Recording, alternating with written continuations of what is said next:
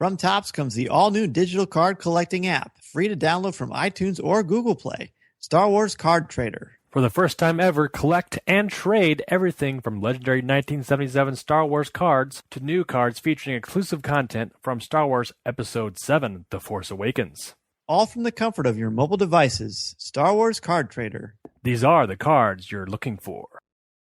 Listening to Coffee with Kenobi, you are, with Dan Z and Corey Clubb, the podcast you're looking for. This is, yes.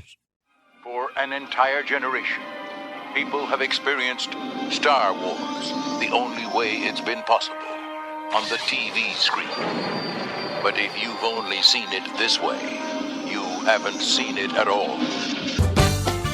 This is the podcast you're looking for. We've been waiting for you. The Force is strong here, even stronger than the coffee. At last! Where have you been? Welcome to Coffee with Kenobi. Here are your hosts, Dan Z and Corey Clubb. Hello, this is Dan Z, and welcome to show number 44 of Coffee with Kenobi, a Star Wars podcast that analyzes our favorite saga in a whole new way. Filling in for Corey Clubb is our good friend and co-host, Jeff McGee. Hello, everybody. Be sure to check out our recap of Force Friday featuring Steve Sansweet and Chris Pirillo, as well as Dan and Corey's live experiences at the event. We have a number of book reviews from Force Friday on coffeewithkenobi.com as well, featuring many of our bloggers sharing their take on the amazing offerings that have debuted from Lucas Books. As always, I'd also like to invite you to head over to marvindogmedia.com to check out Bantha Banter, a Star Wars chat show. The latest episode, I've interviewed Marcus Doring, who is a member of the 501st, and we talk about his experiences as a stormtrooper, as well as growing up in Germany during the fall of the Berlin Wall. It took a tangent there that got really interesting. And of course, as always, Talking Toys with Taylor and Jeff, we have constant Star Wars content with our once-a-month action figure exclusive Star Wars episodes, and you might like some of the other shows that we do. So head on over and check out everything that we have to offer. A special shout out to Mediocre Jedi, Mike Audette, Neil Lowry, Dennis Keithley, Angela Souse, Chris Pirillo, Graham Densham, Jesse, Laughing Says, and the rest of our CWK family for their contributions to our Coffee with Kenobi Patreon page. We really do appreciate it. By supporting our Patreon page, you too can win a coffee chat podcast of your own. Check out our webpage or the show notes for more information. In today's show, Scott Murray joins us as we discuss our topic for show number 44, Attack of the Clones. Scott continues our journey with us through the 6 existing films as we look at the more prevalent themes, moments, and characters of Episode 2. As we approach The Force Awakens, this is your chance to re-examine the saga, Coffee with Kenobi style. We will also talk Force Friday sales, Star Wars Reads Day, Dan Z will review Disney Infinity 3.0, and Mark Von Ohlen returns to discuss the new sets from Topps, including The Force Awakens. And now, let's see what's brewing in the Star Wars universe this week. Oh, wait. This is interesting. You found something. I'm about to let everyone in on the secret. For our first news story, we go back to Force Friday to talk about the effect that sales had on the overall retail environment. It looks like sales, if I'm reading this correctly, Dan, sales of Star Wars merchandise grew 6 times over the recent weekly averages. Is that correct? Is that what I'm reading? Yeah. This is from Jedi News. Right, and from Toy World Mag is their source. 1 of every $11 for that week was spent on a Star Wars toy. That's staggering. Mind-boggling. It really isn't. Now I don't understand. Is that toy sales or total? Well, this article says that 42% of, let's see, the figures reveal the top 3 super categories made up 87% of total dollar sales for the week. This has got to be toys, since it's Toy World magazine. That's what I'm going to assume. I think so. Yeah, 87% of total dollar sales of toys for the week were for Star Wars or in Star Wars categories. If I was savvy with the soundboard, I'd put in a money sound effect right there, because that is incredible. And we've since learned that, there you go. We've since learned that they did this to get a bit of a head start on the Christmas shopping, and I think it worked. Yeah, no kidding. It was incredible. It was Christmas in September. 87% of the total sales for the week, with action figures accessories bringing in 42%, building sets at 27%, which would be Lego, I assume, and 18% being made up from vehicles. Yeah. So, which is kind of how you would expect it to shake out, because action figures, you can buy a lot of more action figures than you can vehicles because they're less expensive.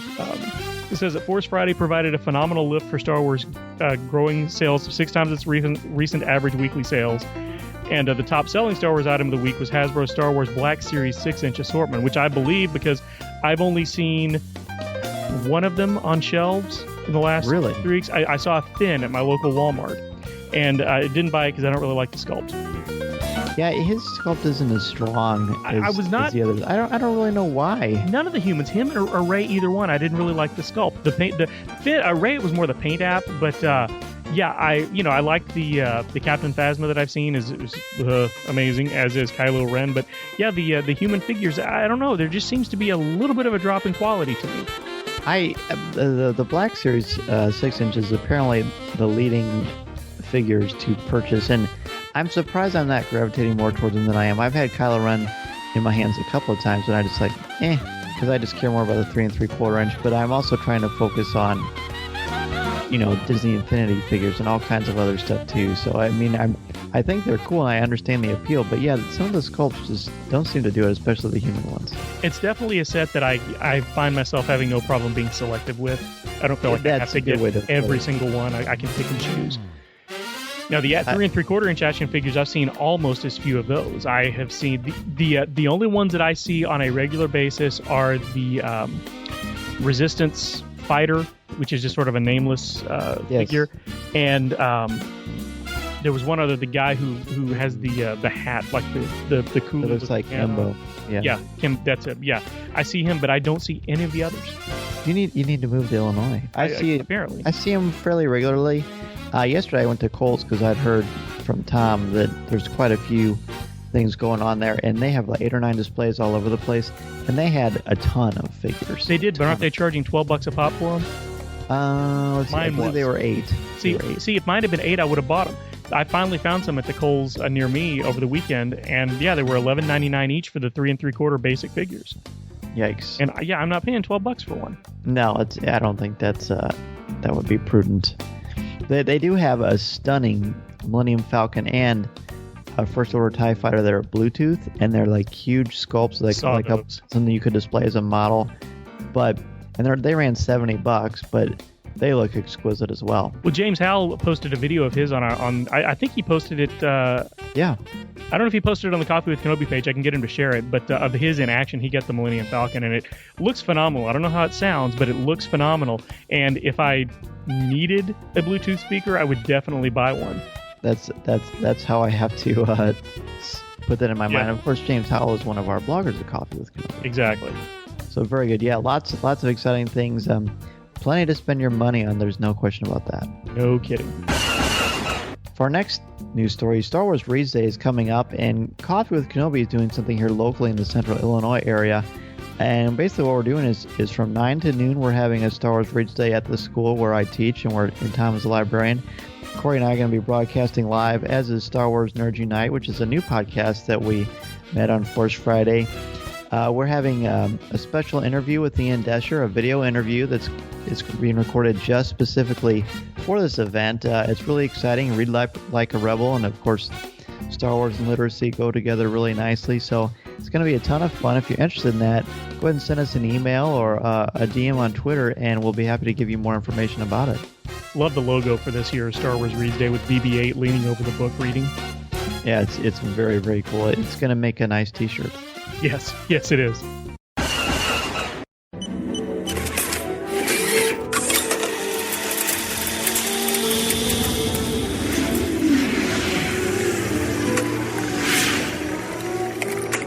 And now, your espresso shot with the Bearded Trio.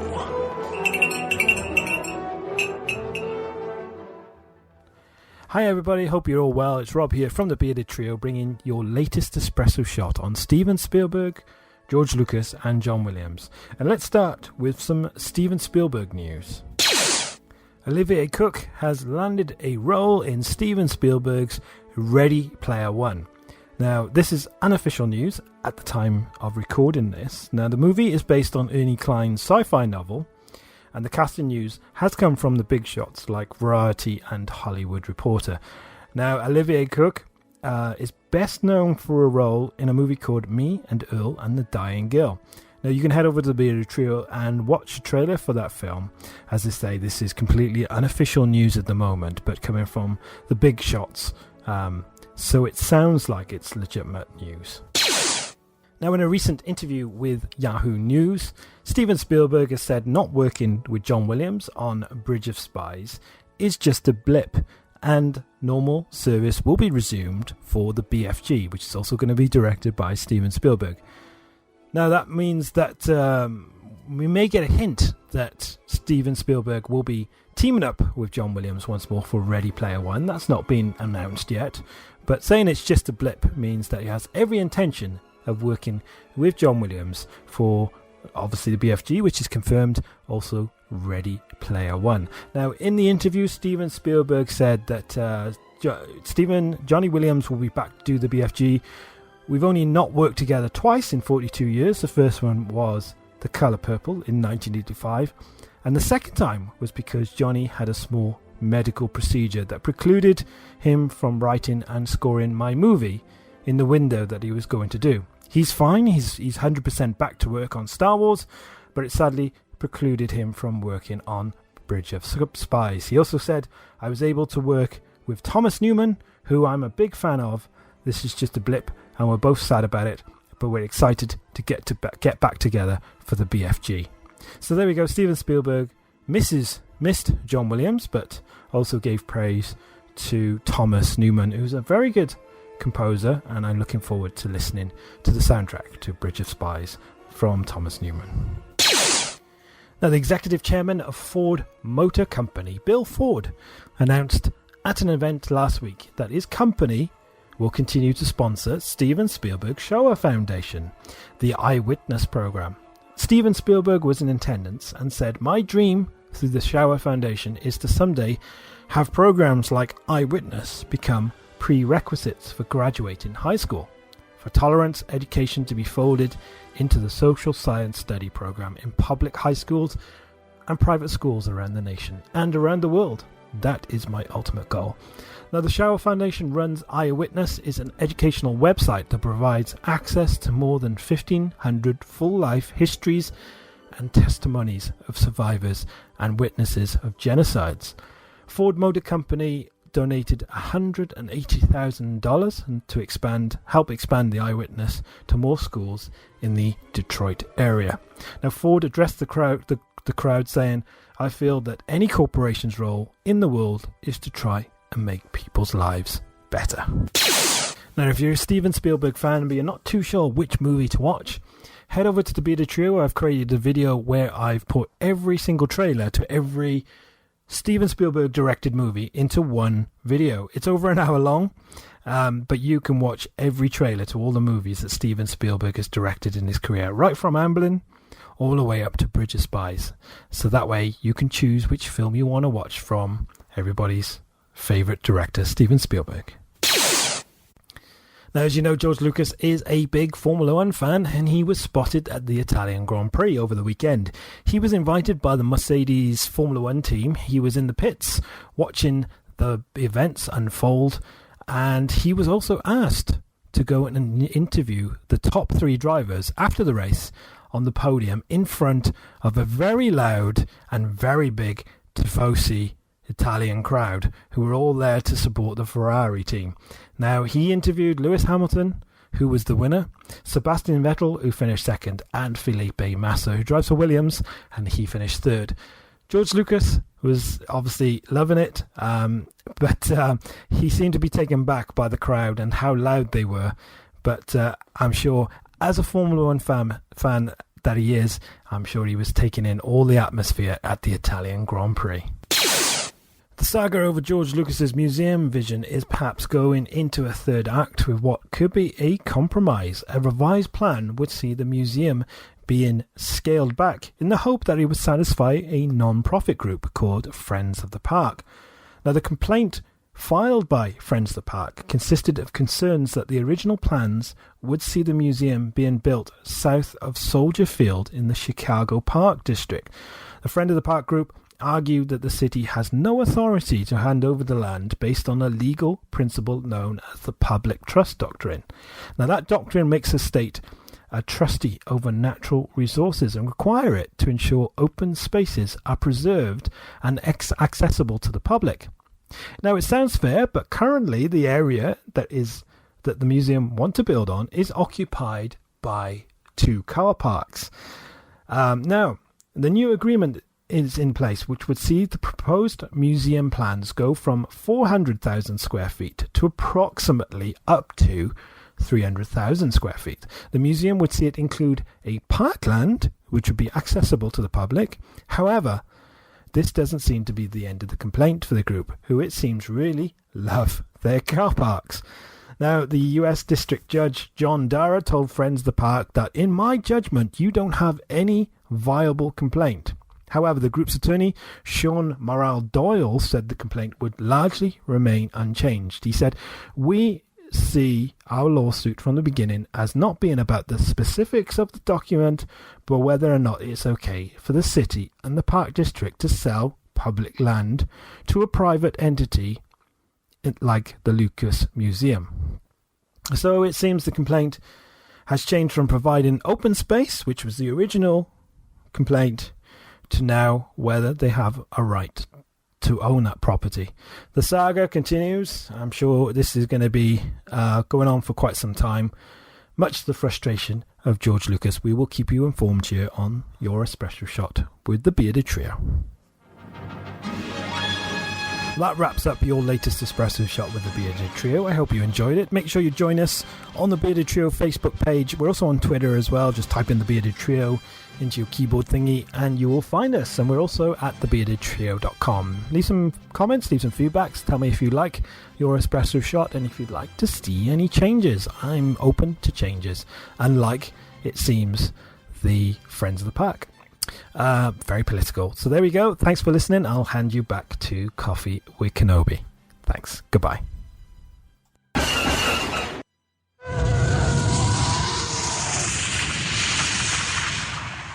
Han Solo, Rebel Soldier, Lando Calrissian, and Bespin Guard, each sold separately. From Star Wars, The Empire Strikes Back collection, new from Kenner. Looking? Found someone you have, I would say, Your lightsabers will make a fine addition to my collection. For our first segment in the Collector's News section, Dan, you recently had the opportunity to play Disney Infinity 3.0, correct? That is absolutely correct. Okay, well, let me ask you one question. What is Disney Infinity 3.0 and how does it work?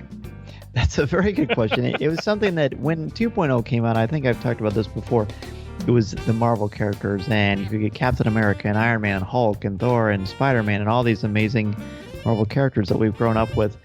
And I put money down to reserve it, and I just forgot about it. I never picked it up, and then I kind of got the feeling that Star Wars would come out, and then that was announced, and I thought, all right, I was going to wait and do this Disney Infinity thing.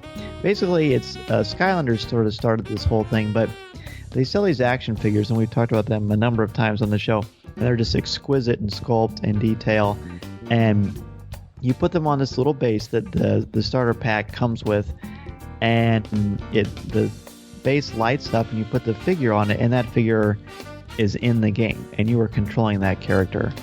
And the different characters, it's not like when you play with different video game characters, and they may look different, but they all pretty much do the same thing. There really is a difference in a progression of how these characters move and fight and defend, and their different abilities that they have. It's really, really stunning. So there's actually a reason to collect them all in this situation. There is, and I'll just kind of wax poetic on this, because I grew up loving video games, but as I have gotten older and I have my family, I play video games much, much less than I have when I was younger. Or if I did play, it would be sports games.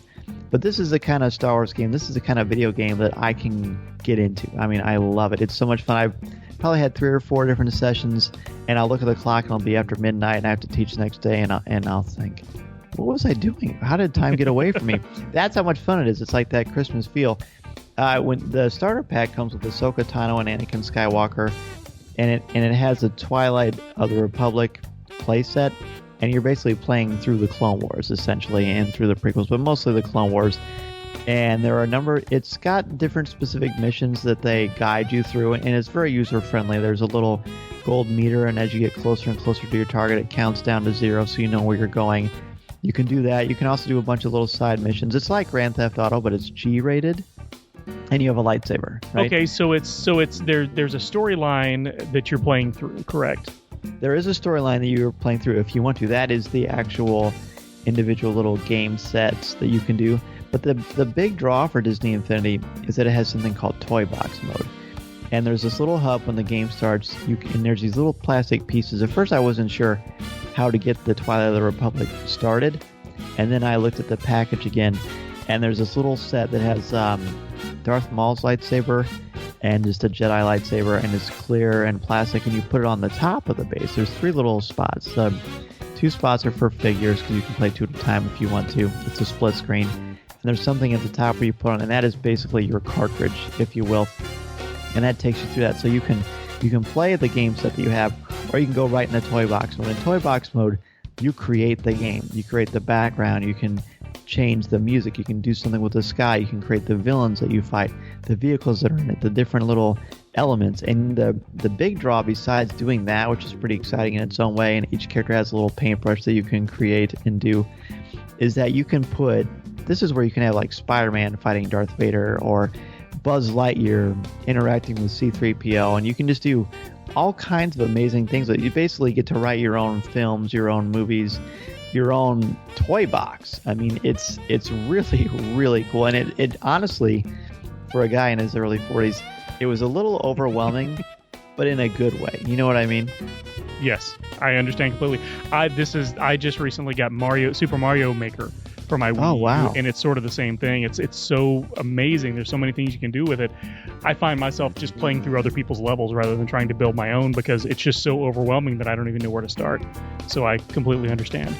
It gets that. There's a lot that goes into it. I mentioned earlier, when I started playing, I was using Anakin, and I was using Ahsoka, and I was using Yoda, and they are amazing and powerful, and they are quick.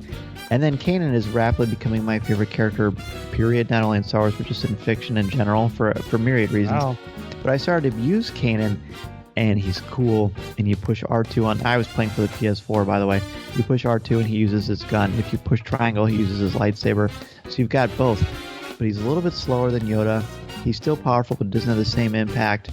And then I used Ezra, and he was even slower than Kanan. But it wasn't a bad thing. It was more like, hey...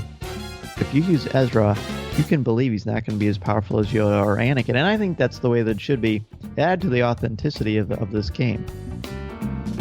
And another thing I want to say with it is that it very much reminds me of kind of if you are looking for a feel and a description, then I would look no further than the Lego games, like the Star Wars Lego games or the Indiana Jones Lego games, things of that nature. It very much has that kind of feel where it's not linear, but there's definitely places that you need to go to advance, and they guide you to where you need to. You can get in different vehicles and ships. You can fly into space using the Jedi Starfighter. You can go on Tatooine and get in a land speeder. You can ride any different vehicles or ships that you find. There are certain modes where your main job is to get on a turret and to shoot down TIE fighters.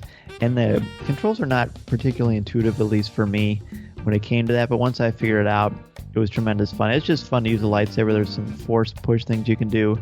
And then you get little bonuses. You collect different... When you kill villains and they, disintegrate or explode or whatever, they don't actually die because they can rematerialize.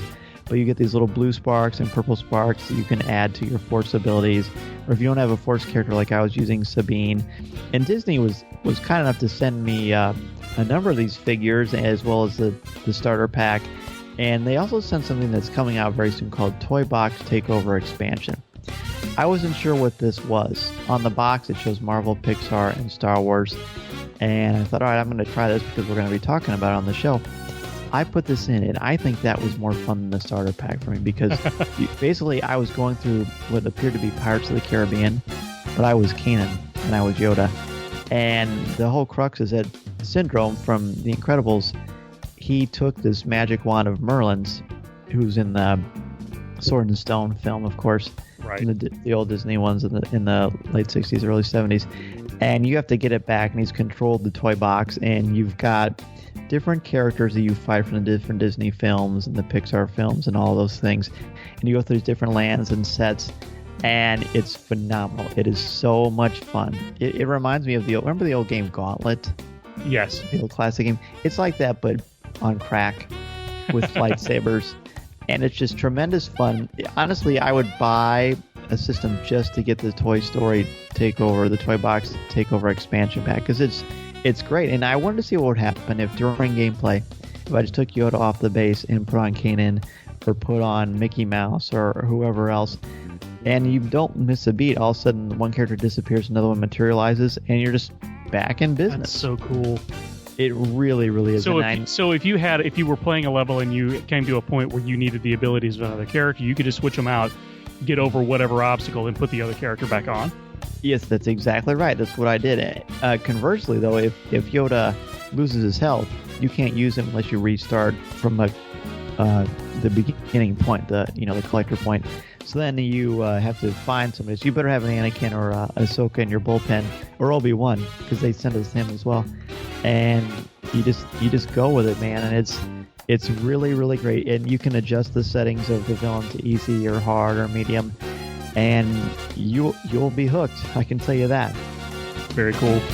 Yeah, I highly recommend it. It's great. December 18th, they're coming out with a Force Awakens set. Very, very soon, they're coming out with an original trilogy set that comes with Luke and Leia. And again, the sculpts on these guys is great. I honestly can't recommend Disney Infinity 3.0 enough. It's maybe, I don't know if I want to say compared to the classic video games in arcades, but it's maybe the most fun Star Wars at-home video game I've ever played. It's a ringing endorsement from Dan Z, everybody. For our second collector's news story, we have Mark Von Ohlen back to join us from Topps, and we had such great response when you were on before, Mark, and it's always fun to talk to you. Not only are you passionate as a collector, but you're one of the driving forces behind the amazing things that are happening on Topps. So go ahead and let us know what's going on with the Galactic Connections.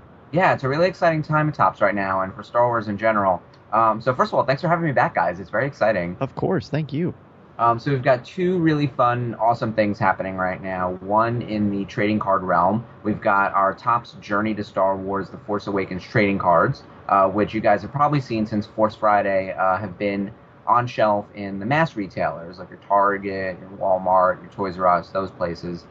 The hobby version comes out on the 23rd of September, so just about now, which is super exciting. And the hobby version's got all the bells and whistles, like the autographs and the printing plates and the sketch cards and all the great parallels. It's a really exciting set. You know what? And honestly, every time I've been to Target or Walmart or just going on my runs to find everything, I can never. They're always sold out. So Same it's here. good to know that they're out somewhere in the wild. We just have to keep hunting for them. Yeah, I have yet to see any on shelves. That's how fast they're selling. And I think part of it is fast sellout, which we're excited to hear about, and some of it was also slow rollout. So I think we were hit on both sides, where we got some of the SKUs on shelf in time for Force Friday, which we were very thankful for, and then the rest were flowing in a little bit later. So you probably saw the individual packs out on that Friday the 4th, and then the jumbo packs came out a little bit later, and I think the value boxes, which are a $20 item, that have, I believe, 10 packs in there, if I'm remembering correctly, plus a patch card, which is awesome because there are fantastic patches in this set. If you can find the value box in your local Target or Walmart, those are a great value because you get that patch card included. Those only hit the shelf this week. So those were on a pretty long delay, unfortunately. So we've been pushing out SKUs, like it seems like every week, and it's been all over the Facebook, like, where can I find them? They've just been moving out a little slower than we like, but the product itself, I think, is worth the wait. Well, definitely based on the photos we've seen, I'm really intrigued by these patches, too. We've seen some amazing images of them. Yeah, they're very cool looking. They're all from the Episode 7 look and feel of things. So you'll see that in the patch cards, there's Rey's speeder, there's a BB-8 patch, there's a Chewbacca patch, and the Chewbacca is from Episode 7. There's the Millennium Falcon, and we have all these different individual patches then matched up across various characters. So there's patches with Kylo Ren and Finn and Kylo's, or rather the TIE Fighter has one. It's 20 patch cards in total, with I believe it's 8 different patches embedded within. When you were designing something like this, how much input do you and the designers have, and how much does Lucasfilm say, "Hey, we really like you to do this"? So we have a style guide that Lucas provides, I think, to all the licensees to see like what artwork is available, and especially right now, like before the movie comes out on 12/18, we don't really know who these characters are. We don't really know their stories, their motivations, but we have artwork and we have photography. So the patches actually came straight from the style guide. You might see them in other merchandise around, and I've already seen a couple things where it's like, oh, I think we have that trading card, but there it's just blown up on a lunchbox. Yes. So it's like the same montage image that I think a lot of the licensees are using. Us being in the trading card business, we need a lot of content. Our base set is 110 cards, and the back 30 are all from Force Awakens. So they're trailer grabs and they're montages, and then we've got, I think it's 72 inserts going into the Journey product. So there's a lot of content. But when it comes to designing something like a patch card, we take that artwork that's in the style guide, we'll translate it into a patch, we share the patches with Lucas, and they give approval to it, and then we pick an image that makes sense to put next to it. And all those images that you see are actually photoreal. So some pictures are, I guess, photography, and some are illustration. And all of the images that we have next to the patches are photoreal. They're great high-res beauty shots of all the new characters, and we got them very close to the launch of the product, where we swapped all of them out right at the end. It was like it was crazy over there at the office. But they look fantastic. I'm glad we made the swap. Oh, outstanding. And Mark, I appreciate the care that you've taken to not reveal any spoilers in the cards that have been released so far, because yes. I want to know as little as possible in advance of the film. The original trading cards back in the late 70s, early 80s tried to sort of tell the story of the film from card number 1 in the series to the last card in the series.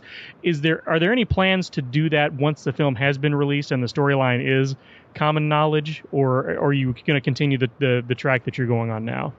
Oh, absolutely. So think of the Journey set as your first in a trilogy. And we know that Star Wars loves its trilogies.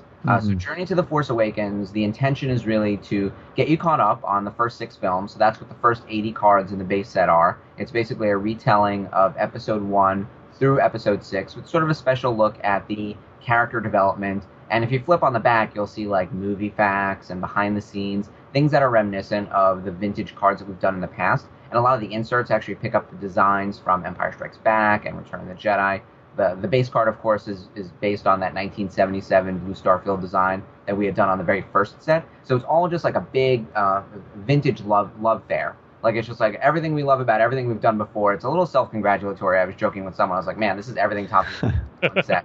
But the fans were really excited about that. And then those last 30 cards are really just the trailer grabs. So you'll see like the images that have been presented to us so far. And then with a little bit of additional content in the insert. So you'll see a lot of different characters, some of the vehicles, things like that. Some great montages, those pictures from the style guide I had mentioned. So that's really part 1. Part 2, when the movie comes out on 12/18, which is actually called the Force Awakens Series 1, that product will be coming out on December 18th. We will tell the story of the film, but not the entire film. And that's just how it's going to be, I think, for everyone. We're not allowed to give away the ending. I haven't seen the ending yet, and I won't spoil anything. We can't. There are some characters that will still be embargoed on 12/18. Wow.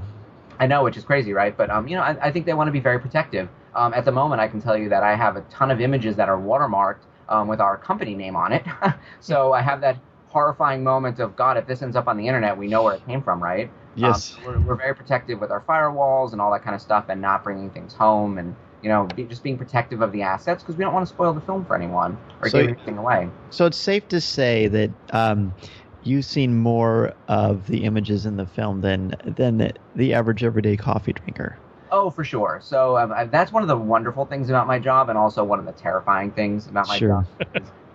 Being a fan, I want to speculate. I want to be on the boards and engage in the conversation about who we think Rey and Finn and Kylo and Phasma are, and all those types of things. And believe me now, like, I am past the point of being able to speculate about anything, because I could inadvertently be correct, and that's terrifying. With great power comes great responsibility, right? Right. So I'm just out of the conversation. My friends try to ask me things, and I'm like, I don't know a thing. I know as much as I need to know to make the first wave of cards, which are going to hit, like I mentioned, on 12/18. So day and date is what everyone's referring to, day and date. 12/18 when the first wave comes out, and then we're going to do a series 2 in March. So that will then give the full story of the movie, including whatever the big reveal ending will be, and images of characters that we can't show on 12/18, etc. Sure. And a different set of inserts. And I'm actually working on planning that set right now. We're bringing the 12/18 product over the finish line right now in terms of just execution and preparing files and all that kind of boring stuff that once you create the product, now it's just printing the cards and making it happen. But we're really focused now on trying to make the second one really interesting and different while having not yet seen the movie, and that's tricky. It sounds amazing. It really does. Just knowing that if I were you, and you probably had this as well. It's just such an amazing position to be in. There's a part of you that wants to kind of see it all for the first time in the theater, but knowing that you get to help drive the excitement for The Force Awakens is quite a blessing. Oh, I'm loving it. I got to tell you, going to conventions, we were at San Diego and we were at Celebration. Just being able to engage with fans and talk to them about like our shared love of this property. And I think we're all fans first. Other licensees are the same way. I was talking to some of the Hasbro guys because they were right across from us at San Diego, and we were just geeking out over Star Wars. It's just one of those things that brings people together. And whether you're a mega fan or a light fan, like everyone knows the property. And everyone's got like a different thing they're super geeky about within it. Like at that time at San Diego, I was really excited about what was going to be happening in Rebels Season 2. They had announced that Sam Witwer was coming back to voice the Emperor, and of course, Stephen, oh my god, I'm blanking, the voice of Tarkin. Stanton. Steve Stanton, there we go, sorry. It has been Tarkin for the back half of the season, and I'm dying to get that interaction between Tarkin and the Emperor. I want to see that happen. Oh, wow. That's the kind of thing where we just haven't seen. Apparently it's in the Tarkin book, so I need to read the book. That's on my list of things to do. It's a great book. I've heard nothing but good things, so I'm now like waiting for Season 2 of Rebels to kick in, which is weeks away. That's right. And Mark, I would highly suggest the paperback version of Tarkin because Coffee with Kenobi's on the back of it. Oh, right. You guys have a pull quote, don't you? Yes, we do. There's a version sitting on my coffee table on the stack of many things I need to get to for my actual like pleasure reading. But sure. If I'm home right now, I'm either like doing a podcast or working on collecting autographs for the upcoming sets, or I'm also working on Doctor Who, not to derail the Star Wars conversation, but I'm heavily engaged in all things Doctor Who at the moment, including rewatching several seasons to fully get back up to speed on things. Well, that's cool. Before we let you go, I really want to ask about the Connections Collectible Trading Disc and Game, which we are running a promo on through the... Yep. Thankfully, Mark was kind enough to reach out to us, and we're doing that. And just to let everyone know and remind everyone, if you want to enter, go ahead and tweet at us and put the hashtag TOPSCWK giveaway and mention Tops as well, and that will give you one entry. If you put a review on iTunes with the same hashtag TOPSCWK giveaway, you get 2 entries. So you have 3 possibilities to win. It's an amazing set, which Mark is going to tell us all about, and you have until October 5th to win this incredible package. So, Mark, tell us about it. Yeah, Top Star Wars Galactic Connections is our new collectible. It's a trading disc, so a 3D collectible, a little different from our cards. It's got 75 different characters to collect, and what you guys are giving away is a 14-disc starter pack. And the starter pack comes with the 14 discs I mentioned, and one of them being an ultra rare, and I'll take you guys through the rarity and all that stuff in a minute. And it also comes with the game mat, the rules, and the checklist. And this is something really different from what we've been doing in the past. We're a trading card company, but we also dabble in collectibles. And this is a pretty new format for us because it's not just a collectible, it's also a game. So you can have a lot of different fun with this in a few different ways. And it works great for kids because the game is really easy and intuitive. And it also works for the super fans out there who know their Star Wars knowledge, because there's a component to that as well. So there's a lot of different moving pieces that can get people excited about. Wow. Well, it's and the images we have on our website, the discs themselves are really, really cool. What's like the strategy to a game like this?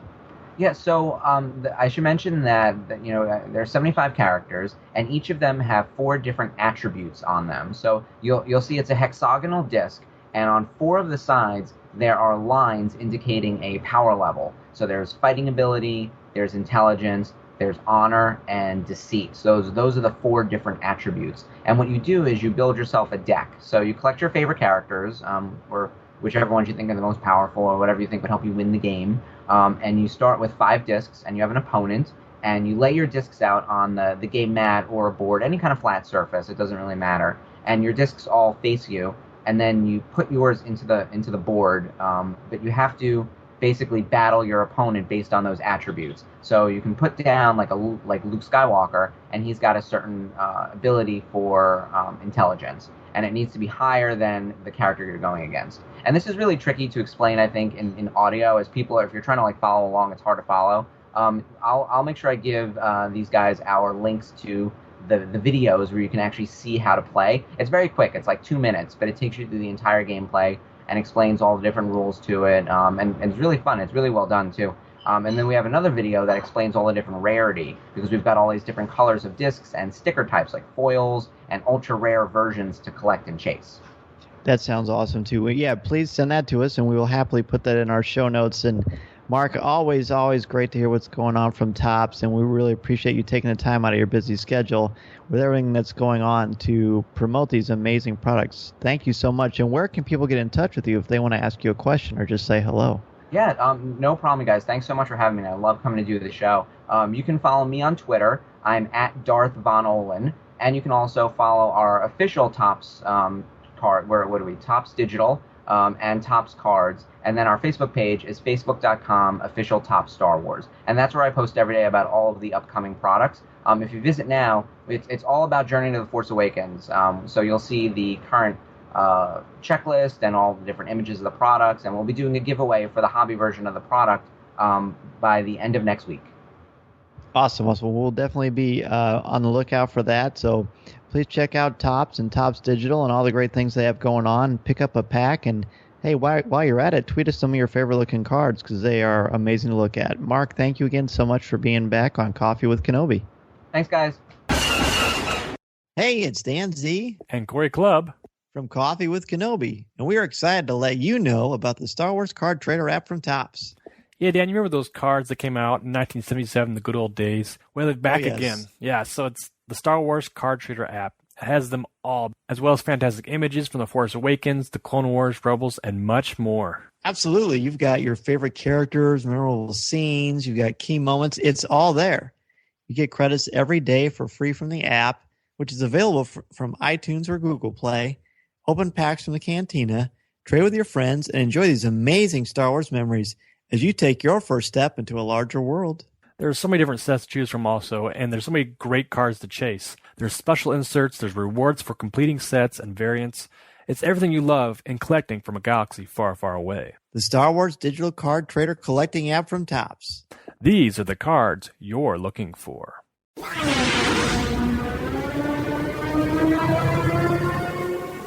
Luke, you're going to find that many of the truths we cling to depend greatly on our own point of view. I must be allowed to speak. You've taken your first step into a larger world. Our topic for show number 44 is Attack of the Clones. Scott Murray of Assembly of Geeks returns as we continue our analysis of the 6 existing Star Wars films. What are some of the more powerful moments in Episode 2? What particular themes or motifs speak to you? How do you feel about Anakin and Padme's growing relationship? And how about the characters introduced? We are always happy to be joined by Scott Murray and to hear his insights. Welcome back, Scott. Thank you, guys. It's good to be back with you. Thank you. It's of course always a pleasure to have you on, and we're going to talk about a film that, again, another polarizing prequel, but maybe for different reasons than some of the others. So let's just start, gentlemen, with our overall impressions of the film and how it fits into the saga. And why don't we start with you, Scott? It is my least favorite in the group.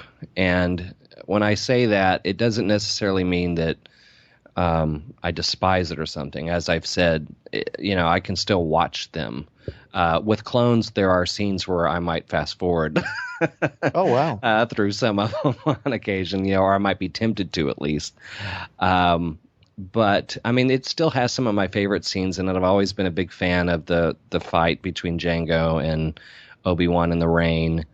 And I think it's a good film in the sense that, we had all wondered what the Clone Wars were and what it all meant. And I guess from a kind of a simplistic point of view, it was good to see what that meant. You know, we'd heard so many references to it as early as, you know, A New Hope. And it was just kind of cool to see what the Clone Wars were and what they how they formed and who was involved and what happened. And to me, that's probably the most significant thing, one of the most significant things that comes out of it. And of course, that's, you know, also kind of the beginning of some of the things that lead to the Jedi Council falling apart in Revenge of the Sith. But yeah, so it's an okay film. I you know, like I said, I can still watch it, but and you've got two pretty cool memories of it too, though, don't you? I do. One of them is that I went to my very first Star Wars celebration as we were heading in to see Episode 2 in Indianapolis. And I was so excited about going. My wife and I both went. And I didn't really know what to expect, other than there was going to be a lot of cool stuff to get, which is kind of one of the things that I'm always looking for. But I remember that, you know, this was their second one, so it wasn't as organized as some of the later ones were. They were just coming out of that one in Denver, you know, that was out in the rain and everything that I'd read so much about. And there was still a lot of people there, and people were doing their best to corral folks. So we wanted to get into opening ceremony. So my wife got in line, and we were in line for a while, so we both got a little hungry. So I said, all right, just stay here in line, and I will go get food and drinks. And I had to go down these stairs and order food, and it took some time. And then, so I'm holding two drinks, one in each hand, and then I've got a tray of food over the top of my arms, trying to balance all this. And I start working my way up the stairs, and all of a sudden I've got a mob around me trying to get to last minute opening ceremonies, and they cut us off. And so I'm like standing on the staircase for like 10 to 15 minutes, balancing this tray and holding these drinks, not even knowing if I'm going to get in. And by this time, I know my wife has gotten in. And finally, at the last minute, they let another small group go, and I got in the tail end of that and got in. And so we're there. And this was when the first Spider-Man movie came out with Tobey Maguire. And they had a guy from Lucasfilm come out talking about marketing and said, you know, we want to be able to compete with all the Spider-Man marketing, want to hear your ideas. Before we do that, let me just show you the latest Spider-Man trailer. And we're going, why are they going to show us? I mean, I understand the point, but why are they going to show this? And remember back then, the way those trailers started was these blue letters popped on the screen. It said, this summer, go for the ultimate spin with America's, you know, favorite superhero or something like that. And it would be Spider-Man. So it opened up the exact same way. This summer, go for the ultimate spin with America's favorite hero. And then boom. And all of a sudden it faded up, and it was Yoda. Wow. And and Yoda lighting up his saber for the first time. Nobody in that room had seen that before, and everybody just went nuts, obviously, very much like when they saw the trailer for Force Awakens this past time. And my wife was on the other end of the room going, oh my God, I can't believe Scott's missing this. But fortunately, I was there, and it was an incredible moment for to be able to see that for the first time. And you can actually, if you search it right, you can find somebody that was in that room and videotaped it and have it on YouTube when that entire room saw Yoda fight with a lightsaber for the first time.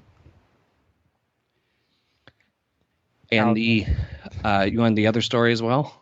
Yeah, unless you want to save it for later. Was completely. I mean, it's a pretty cool story. Yeah, so I saw Attack of the Clones when it hit IMAX, and got the big poster with Yoda on it that says "Size Matters Not."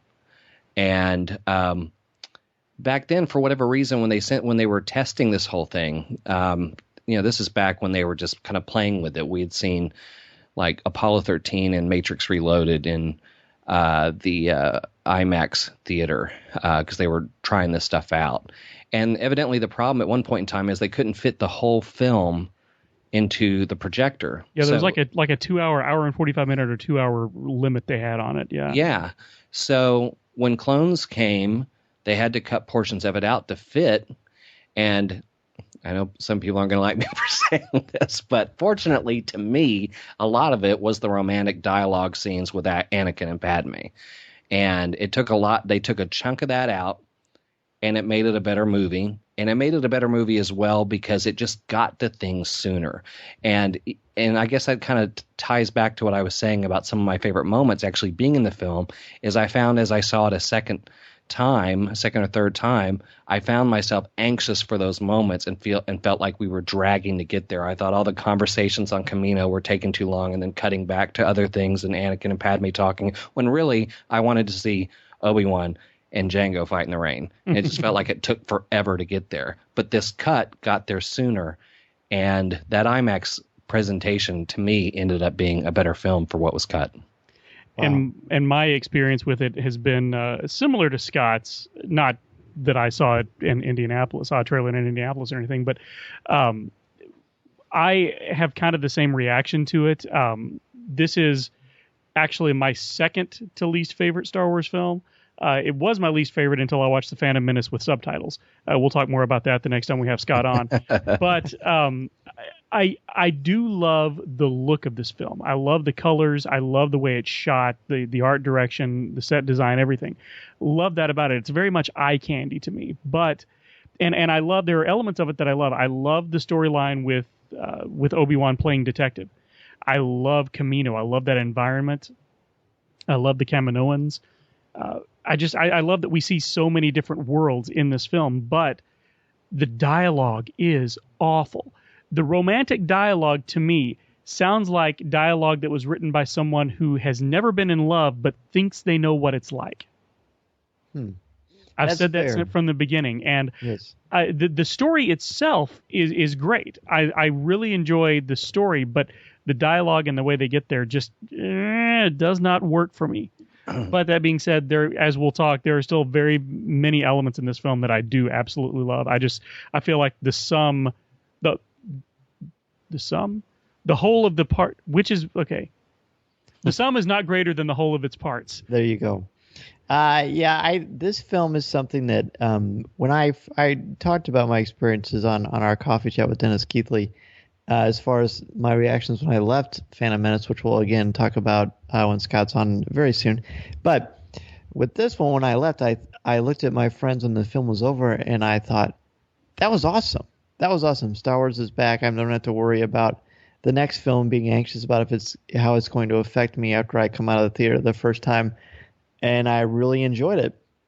I particularly love the Jango and Obi-Wan fight, like Scott mentioned, because we get to see a bounty hunter actually fighting a Jedi in a way that I think we've already pictured and play with our counter action figures. That was great. I really like a lot of the new characters, which we'll talk about in a little bit. And there are particular moments in this film that blow me away and are completely Star Wars for me. That's not to say it's a perfect film. It is not a perfect film. There are certain things that are less than favorable in my eyes. But overall, I really, really enjoy it. I think it fits in the saga well because you have to have Anakin. It's 10 years after Phantom Menace, so a lot has happened in the galaxy.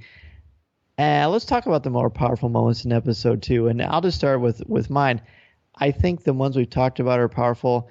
The end scene when Yoda appears and we realize he's going to fight, I was amazing for Episode 2 and being spoiler-free. I didn't even go out and buy the figures until after I saw the movie, which is unheard of for me, completely unheard of.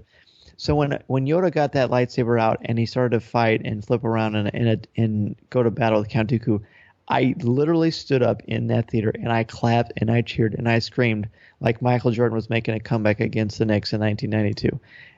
I was so excited and so happy that a movie could make me feel that way, especially a Star Wars movie. But to me, the most powerful moment in Episode 2 is the scene where Anakin goes and finds his mother and she dies in his arms.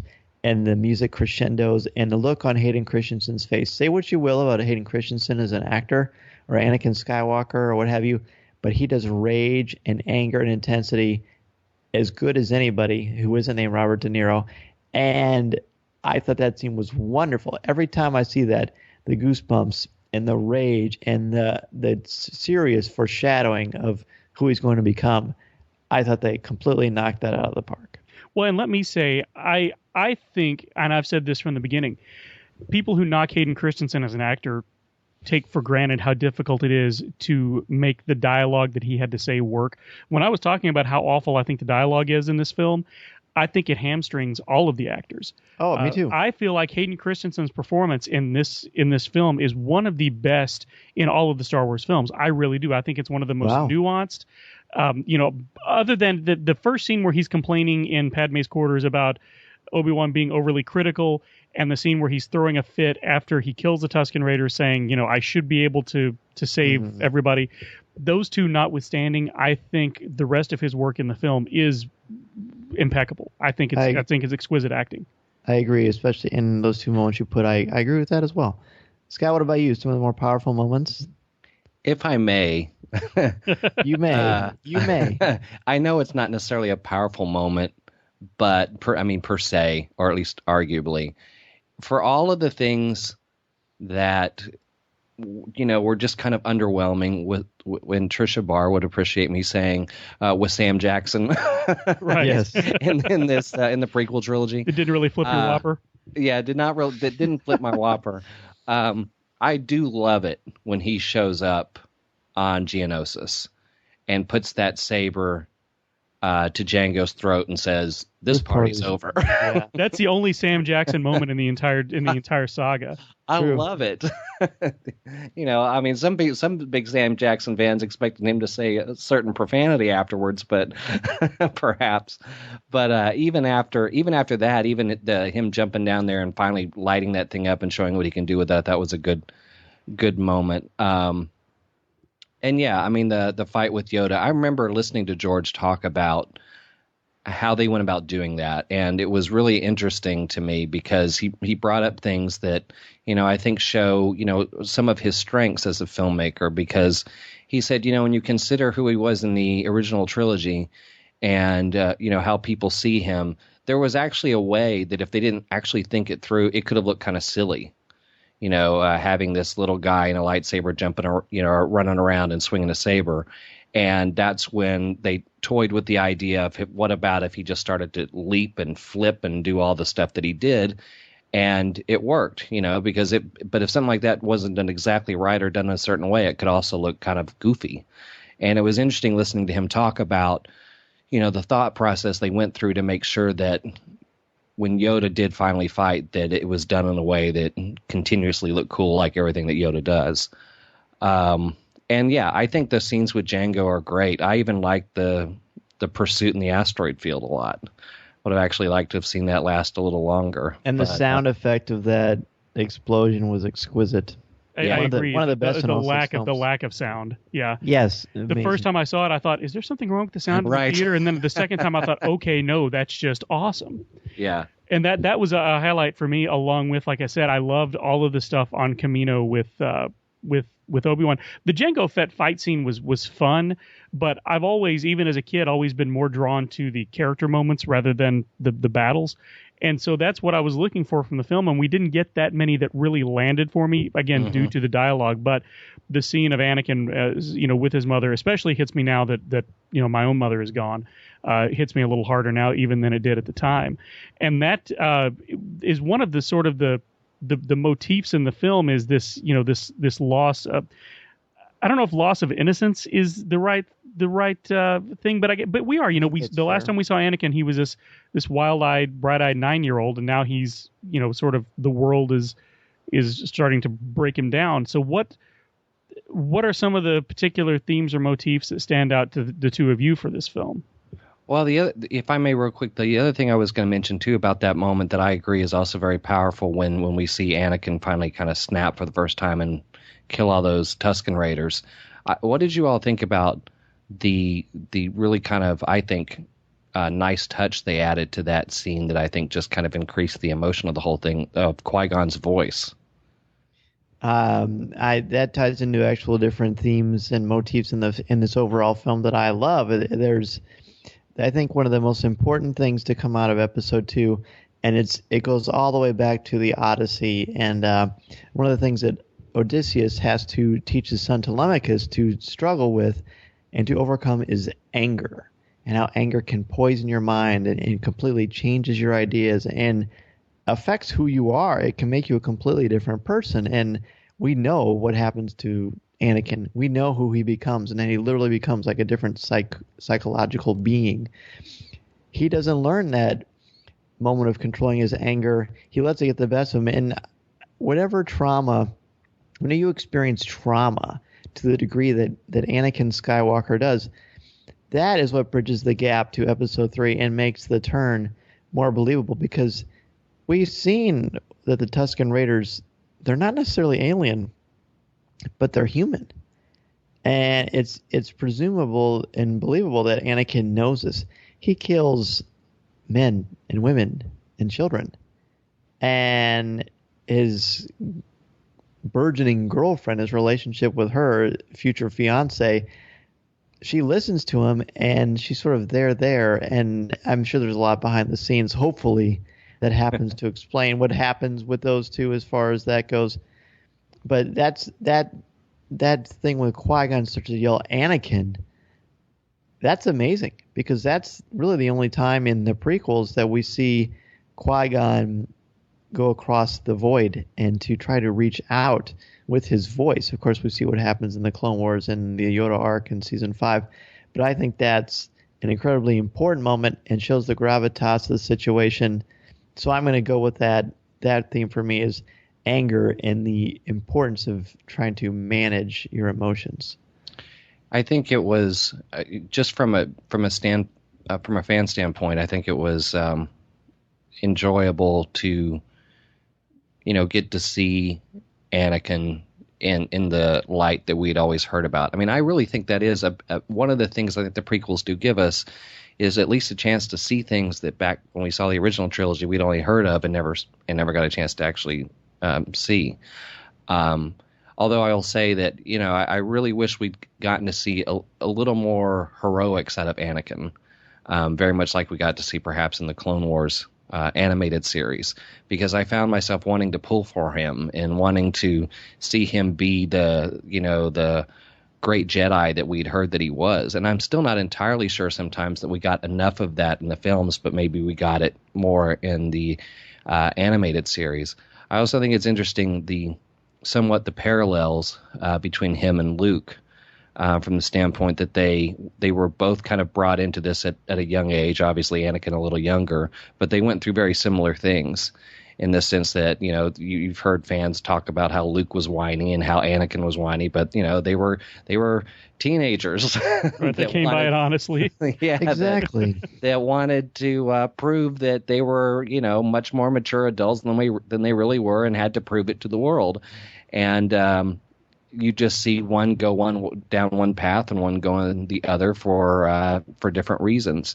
And I think, it's interesting to see in Clones, as far as themes are concerned, just the growing number of things that happen to Anakin that are going to contribute to him eventually turning. The loss of his mother being one of them, continuously thinking that his own mentor and the Jedi Council don't really believe in him to the degree that he thinks they should have the kind of faith that they want him, or that he wants them to have.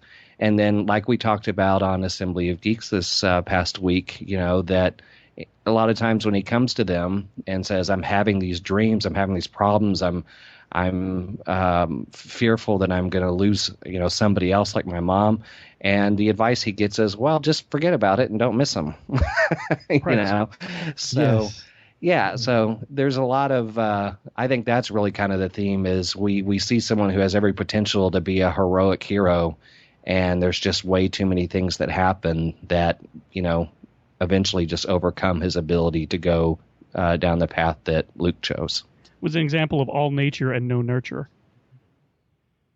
Oh, I like that. That's good. Yeah, you like that? Yeah. I do. Along with that, we talked a little bit, or I talked a little bit before, about how the romantic scenes didn't really work for me, and Scott apparently didn't work for you even less. Worked for you even less. But how did you guys feel about the way that Anakin and Padme's relationship was presented in the film? Well, gosh, That's a hard one, isn't it? Because I agree with you that it's not authentic, and Lucas has very much been vocal about saying, look, I care about how the film looks. I want it to be beautiful, and it was. The fireplace scene was shot beautifully. The lighting was amazing. Lucas designed Natalie Portman's dress. Do with that what you will. But I think it's the most challenging aspect of the prequel trilogy is their relationship, particularly in this film, and then the balcony scene in Episode 3. I would say, but that's more of an editing thing, as we've talked about before. Yeah, exactly. And Brian Young has a wonderful definition or defense of their relationship. I like that they're together. I think their chemistry is, I give it probably a C+ as far as that goes. Look, I'm married. I'm in love. I know how you talk to someone that you love, and there are ups and downs to be sure. But this doesn't ring true. There's not a lot of verisimilitude in this. That being said, obviously it has to happen. There are nice moments there. I do like them together on screen. And I do believe that there's actual passion there. But I understand the criticisms of this particular relationship in Episode 2. Yeah, I mean, I think where it starts for me is I can just say I appreciate what they were trying to accomplish and everything that they were looking to do. And that includes, the Across the Stars theme that John Williams did for this thematic element in the film as well. I mean, I like beautiful. that. I will say that was my favorite. I may like that even better than Duel of the Fates, and that's saying something. But I do really like that particular cue. Our Star Wars Prom, that was the theme song that I had. we played it at our wedding. Yeah, cool. Well, see, there you go.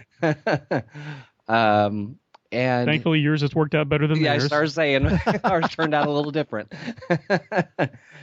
It might have been Celebration 2 in Indianapolis when Carrie Fisher was on stage, and I think we went to it, and I think that was the time where, what she said at one point in time, I think it was her or someone else that said, George, nobody talks like this. And George's response was, well, I do.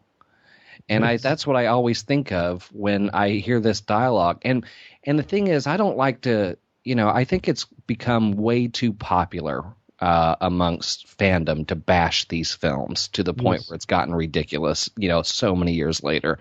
So I try not to sound like I'm doing the same thing. And I want to give the dialogue in that area the benefit of the doubt, because on the one hand, I look at it and go, people don't talk like that. But then the one caveat that I try to give it is, when kids are in love, they say all kinds of over emotive things that adults don't say. And I try to give it that angle to give it the benefit of the doubt, but it still just doesn't seem to pass it for me. But I agree with the other things you're saying as far as, the two of them. I think that's actually fair. Yeah. No, go ahead. It is. I think you're onto something there, Scott, and I think there is something to be said for that. But at the same time, it still doesn't sound. When a teenager says it, you believe that they believe that it's true. It's like Bobby Hill in King of the Hill says, "I hear the words you're saying, and I believe that you believe they're important." But it just doesn't ring true from the actors. This is the one moment in the film where Hayden Christensen and Natalie Portman both just really, I feel like, can't make it work. And the other thing is, I've heard people talk about the scene, immediately following where he kills all the Tusken Raiders. A lot of people feel like that is the scene where she really falls in love with him, because she has a thing. They think she has a thing for the bad boys. Yeah, right. And I feel like it's almost less like a weird Florence Nightingale thing. Yeah, I think it's more that. I think it's more, this is someone who needs my help. Her heart goes out to him because she sees how much he's hurting. And I think it's more to do with that. And I feel like that could have been explored in a lot more detail.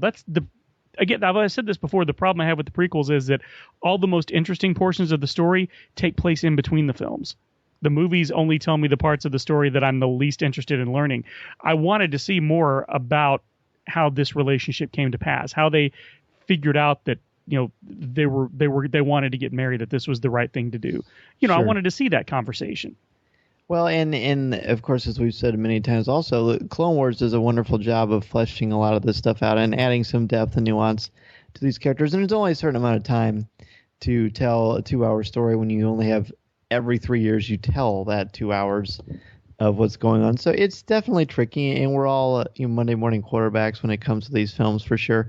And I do agree with you, Scott. I like how you eliminated this conversation with the idea that not every teenager and teenage relationship, it's awkward for them when they're talking about these kind of things. And that actually makes sense because I hear that kind of stuff a lot when I'm in the halls at school. Yes. or things like that. So when you put it that way, it does resonate a little bit better. It's still not a strength, but it does make more sense. If there's nothing more to talk about with their relationship, and feel free, gentlemen, to say whatever you would like to discuss about it. But I do want to talk about the new characters that we meet in this film, and I'm particularly talking about Count Dooku, Jango Fett.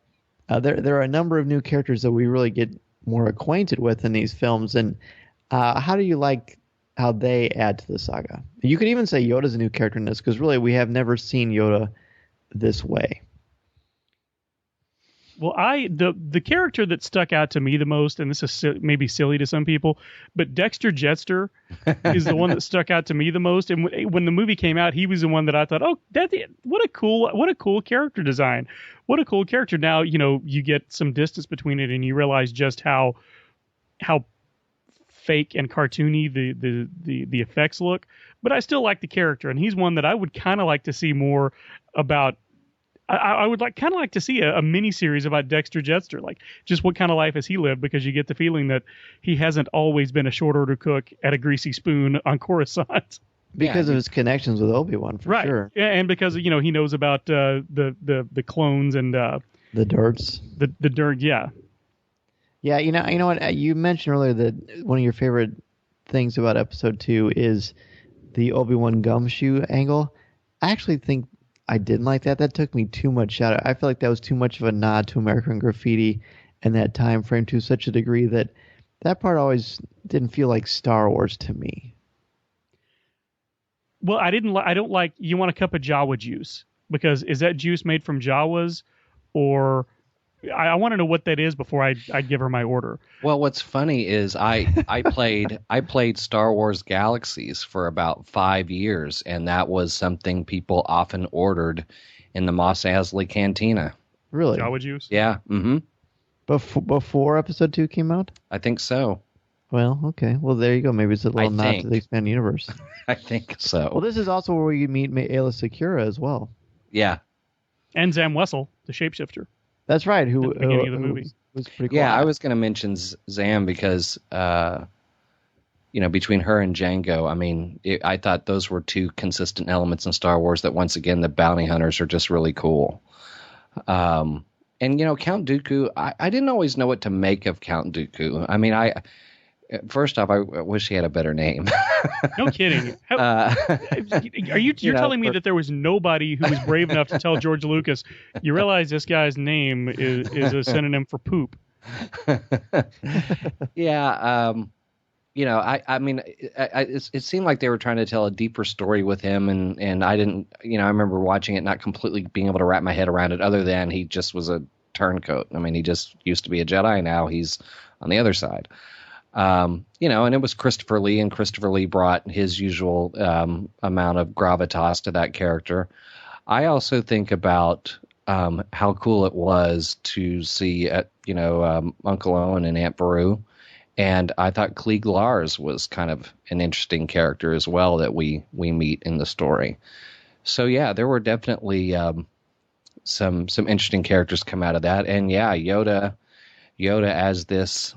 as this leader combat general was quite interesting, and it was very exciting to see that lightsaber fight for the first time. And then as we rolled into Revenge of the Sith, everybody wanted to see the lightsaber fight between him and Darth Sidious, and we got that. It was interesting.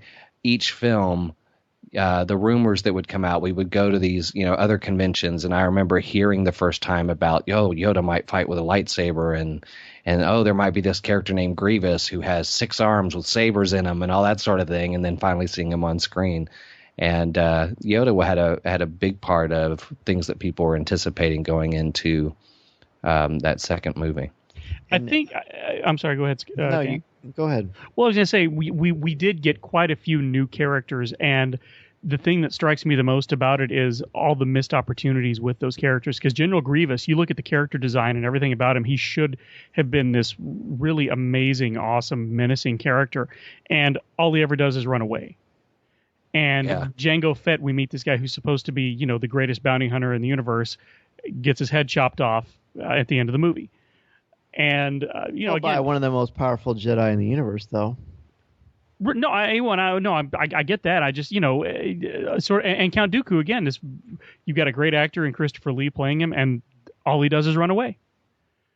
Which kind of makes me think about, you know, what did you all think about the combat scenes in this? Like, you know, I mean, I think it doesn't get much better than the end of Phantom Menace in the lightsaber fight. No, but you're also talking about a martial artist too. Yeah, but I mean, you know, I look at the fight between Anakin and Count Dooku after Obi-Wan's been injured, and you watch that fight, and there's a lot of that fight was like medium close-ups, and you just see the saber go back and forth on the screen versus actually seeing the combat involved. I found that lightsaber fight was a little underwhelming as opposed to what it could have been after Yoda left. I had a lot of trouble. Yeah, I had a lot of trouble following what was going on and telling who, you know. Yeah. See, I think I guess I'm more of an apologist for this because I love the close-ups because the way their faces are reflected off of the lights of the blade, which they couldn't really do stuff like that so much with the original trilogy. I thought that spoke to a deeper narrative, that this wasn't really about a duel, but it was more about the duel within Anakin's own personal psyche.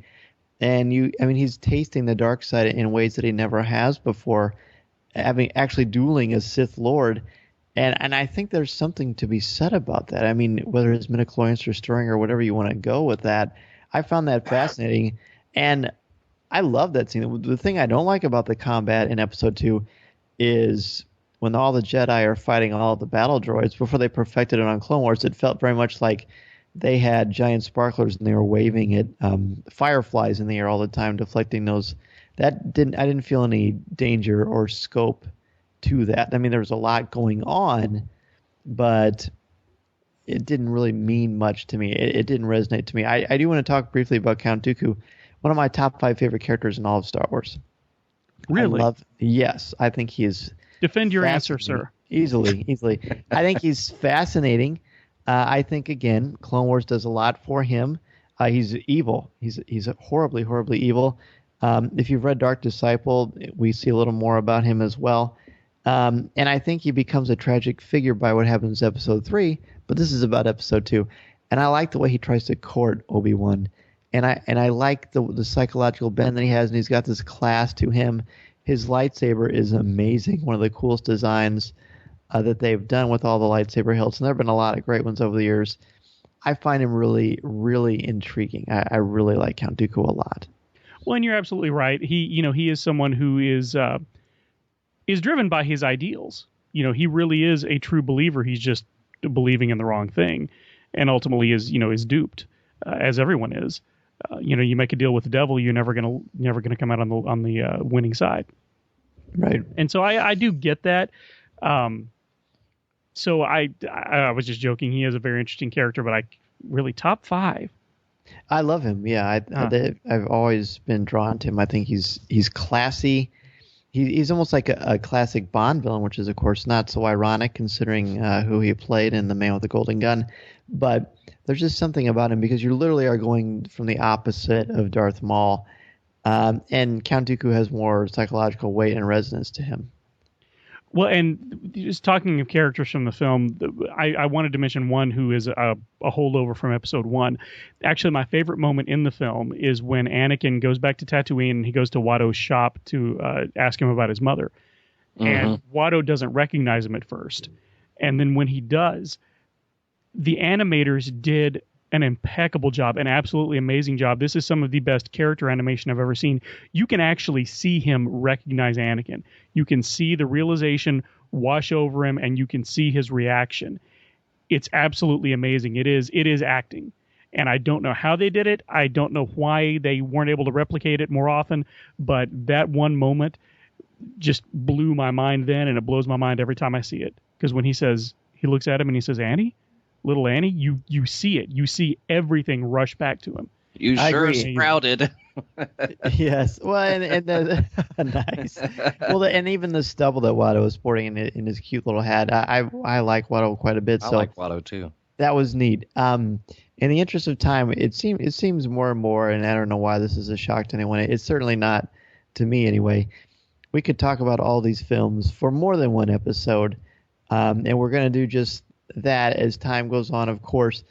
But do we have any last-minute thoughts about Attack of the Clones before we hear more about what Scott's got going on at Assembly of Geeks? I'm glad that it was not the last film in the prequel series. One thing I didn't mention is when the film came out, I didn't even realize it was opening the night that it opened. Figured it out that afternoon. Wow. And my girlfriend and I went to a midnight showing. I was living in Jackson, Mississippi at the time, and there were maybe 30 people there to see it. One of the local news stations had sent a crew out, and they were a little surprised and a little disappointed that there weren't more people to talk to before the film. And I remember after we left, I remember having the opposite reaction of Dan, being sort of underwhelmed and thinking, well, it wasn't awful, but it wasn't the leap forward in quality that I was hoping after episode 1. Yeah, it's interesting. We actually scrounged up the funds, and my wife helped a lot because that's the kind of wife she is, and she knew that I was just totally anxious to see this thing, and we actually scrounged up the funds to see a charity screening. Oh, cool! In Plano, a few days, well, maybe quite a few days before it actually opened in theaters, and I still have my ticket. Well, it's actually it's almost like something that would hang on the end of the lanyard, because that's what it was that you had to get in. I still have that. And, despite my mixed emotions about the film, like I said, I still like Django a lot. And I was talking about being at Star Wars Celebration. I bought a jacket at Star Wars Celebration 2 that it just says Star Wars Celebration on the front, but on the back it says huge image of Django, and he's got tons of clones behind him. And I still have that jacket and still wear it all the time. That's cool. I'd love to see a picture of that. I can do that. All right. Very, very good. For me, it's a film that, as I said, I didn't know what to expect, and I was happy with that. The Sifo Dyas thing, even after the Clone Wars is fleshed out, is still a little bit confusing. It's a little troubling. Yeah. It is, but it's still something that makes me think the Kaminoans are beautiful. Everything on Kamino is beautifully done. We haven't really talked about the clones and the implications there, but I think we could actually save that as a topic for an entire show, because there's a lot of richness there to look at. But overall, I enjoy episode 2. I really like the novelization of Attack of the Clones, and this is one that I like to revisit maybe the most of the prequels of the 3. Not because it's my favorite of the prequels. Episode 3 is my favorite of the prequels, but because I like the lightsaber play, and I like Anakin and Obi-Wan kind of doing their thing and seeing what a Jedi can do. And Hayden Christensen and Ewan McGregor are incredible athletes, and you can tell they're very well trained, and the stuntmen, or Nick Gilliard is awesome with them. So overall, episode 2 is a lot of fun for me. And speaking of a lot of fun, Scott, tell us about what's coming soon from Assembly of Geeks. Well, we literally just started what we're calling our 3rd season of shows. We had a tremendous year last year. A lot of new people joined the Geek Assembly last year. We've got some good stuff coming just this month. I mean, on the 23rd of September, we're going to be airing a program that features my interview with Clark Gregg. And it looks like that same episode is going to feature Ann Foley, who is the costume designer for Agents of S.H.I.E.L.D., which I think is fantastic timing. That's awesome. Yeah, just because, we just got done seeing the costume that Chloe Bennett's going to be wearing as Quake this year, or Daisy this year. And it'll fit nicely into Comic Book Noob that week, because we're going to zero in on Mockingbird. So that week will be a very Marvel, very Agents of S.H.I.E.L.D. themed week. And then as we're recording this, I am putting together our first episode of our new spinoff show called The Gamer's Dominion.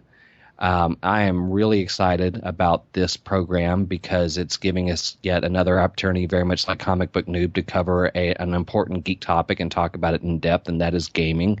And Janice Davis is the perfect person to lead those discussions. And she's got a fantastic personality. Anyone who's met her at a con knows that. She's passionate about gaming, a really good gamer herself. And it's going to feature discussions with gamers and interviews with people in the industry. And it's going to run every other Thursday, just like Comic Book Noob. So now basically Assembly of Geeks will be putting out an Assembly of Geeks every Wednesday, and then we'll have the Gamers Dominion and Comic Book Noob running every Thursday now. Wow, and you still have time to eat and sleep, don't you? Yeah, we fit it in there every once in a while. Yeah, as needed. Well, Scott, it's such a pleasure. Wish we had more time to chat, but there's only so much bandwidth on the internet, and you always have wonderful things to say. We really, really appreciate it. Where can people reach out to you if they want to ask you a question or just say hello? Well, I'm always I'm on Twitter quite a bit these days, so I'm at Mr. Scott Murray on Twitter. I'm at Assembly of Geeks, assemblyofgeeks.com. There's ways to email us there through our forum, but also at contact@assemblyofgeeks.com as well. I get those emails, so those are probably the best ways. Very good, and as always, we will have those in the show notes, and I'm pretty sure you'll be talking with Jeff McGee here in the future as well. I think we can arrange that. Yeah. At least once a week. Yeah, I was going to say, don't get too once excited. A week. Well, thank you again, Scott, so much. Thank you. Have a wonderful night. You too. More to add, do you? Our topic for show number 45 is the fan's journey, Star Wars and traveling. What is it about Star Wars that inspires travel? We'll have a discussion of travel experiences with Mark Newbold and James Burns from Radio 1138. We will talk with these world travelers about how they incorporate their hobby into travel plans. Part 1 will be on Radio 1138, and they will join us here for Part 2. In 300 words or less, be sure to send us an email or an MP3 with your thoughts, comments, questions, and opinions to feedback@coffeewithkenobi.com. I like the sound of that.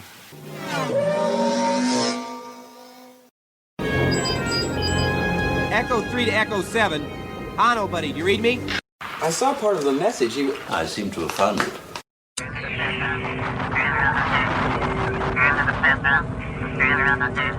Our first email comes from John and Maria Jose Tenuto, and they write, "We are two sociology professors from the College of Lake County, Grayslake, Illinois. We enjoy your show, especially its enthusiasm about all aspects of Star Wars. We were writing to ask if you could mention a series of free library presentations we are giving on our research into the cultural history and influence of Star Wars through newspaper articles. The presentation is being offered at 3 different libraries to accommodate fans. We have included the links here and a general description of the hour-and-a-half program. Registration is required, although the events are free. Thanks for any help letting fellow fans know about these free events, and thanks for such a great show. May the Force be with you." And that is at skokielibrary.info, and we'll post a link in the show notes. John and Maria Jose, thank you for sending that in. This sounds like a very intriguing presentation that they put together, and I wish I was closer so I could go check it out. Yeah, this sounds really, really exciting. I mean, of course, Star Wars and education are things that we're very passionate about and think they go well together. And the fact that they're putting this on, if you're in the area, go ahead and tell John and Maria hello for us. And if you want to get an interview with them or just kind of send us your thoughts or review it, we'd love to hear about it because it sounds like an amazing experience. Best of luck, and be sure to check out our show notes for all the information. And if you do go, be sure and wear your Coffee with Kenobi t-shirt. From Topps comes the all-new digital card collecting app, free to download from iTunes or Google Play. Star Wars Card Trader. For the first time ever, collect and trade everything from legendary 1977 Star Wars cards to new cards featuring exclusive content from Star Wars Episode 7, The Force Awakens. All from the comfort of your mobile devices. Star Wars Card Trader. These are the cards you're looking for. Chewie, get us out of here!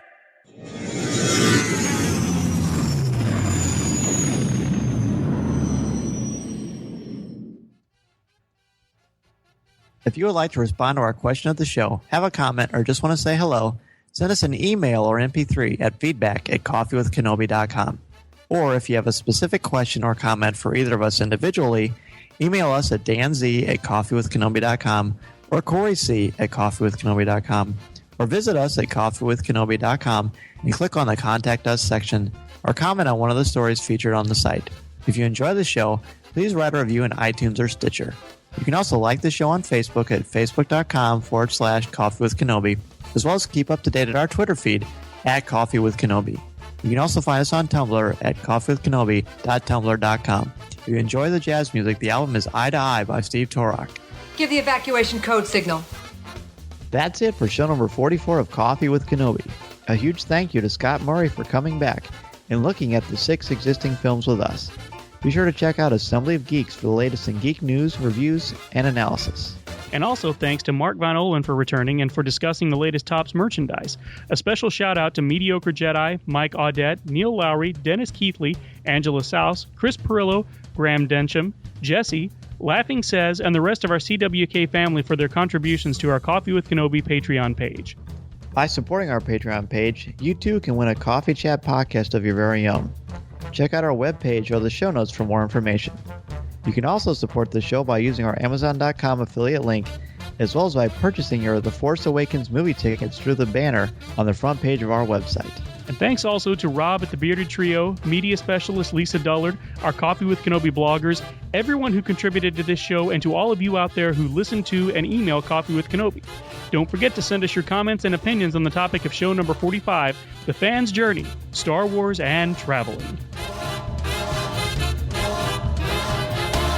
This podcast is not endorsed by the Walt Disney Company or Lucasfilm Limited. It is intended for entertainment and informational purposes only. The official Star Wars website can be found at www.starwars.com. Star Wars, all names, sounds, and any other Star Wars-related items are registered trademarks and or copyrights of Disney and their respective trademark and copyright holders. All original content of this podcast is the intellectual property of Coffee with Kenobi unless otherwise indicated. This is the podcast you're looking for. There's no one here.